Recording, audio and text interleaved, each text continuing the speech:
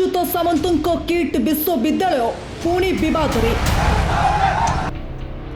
एथर अश्लीलता नग्नता निशा कारबार जंगल जमी दुर्नीति किंबा धर्मांतरीकरण पर नुहे एथर चर्चा रे नेपाली छात्री मृत्यु आउ कॉलेज कर्तृपक्ष अशालीन व्यवहार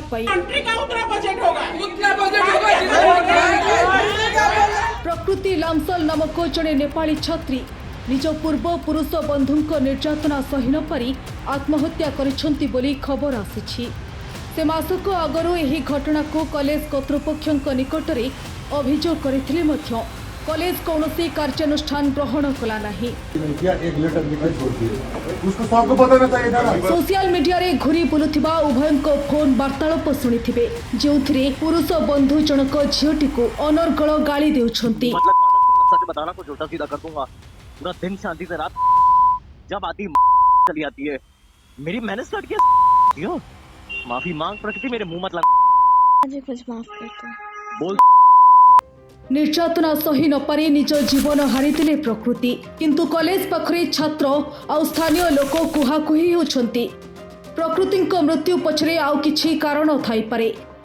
घटना को आत्महत्यार रूप देबा पई किट प्रशासन पक्षरु सबु प्रकार चेष्टा करा जायछि प्रकृतिଙ୍କ लैपटॉप और मोबाइल को गायब करा जायछि बोली चर्चा होछि एसबु भितरे प्रकृतिଙ୍କ संगसाथी नेपाल छात्र छात्री मुह बंद करबा पई सिक्यूरिटी लगाई माड़ मारी कॉलेज रु तड़ी देले किट कर्तृपक्ष कॉलेज प्रोफेसर माने छात्र छात्री को जातियाण आक्षेप कले एसबु वीडियो सोशल मीडिया रे सारा दुनिया देखिलानी एही घटना अंतर्जातीय स्तर रे ओडिशा तथा देशर छवि भी मलिन करिछि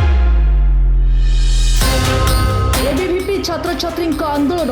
एवं राज्य उच्च शिक्षा मंत्री हस्तक्षेप पर छात्र छात्री कॉलेज फेरी एवं साइन डाय हटा जाइछि ओडिशा पुलिस तुरंत एक्शन नहीं अभियुक्त छात्र को गिरफ्त करिछि हेले किट कर्तृपक्ष एभली व्यवहार को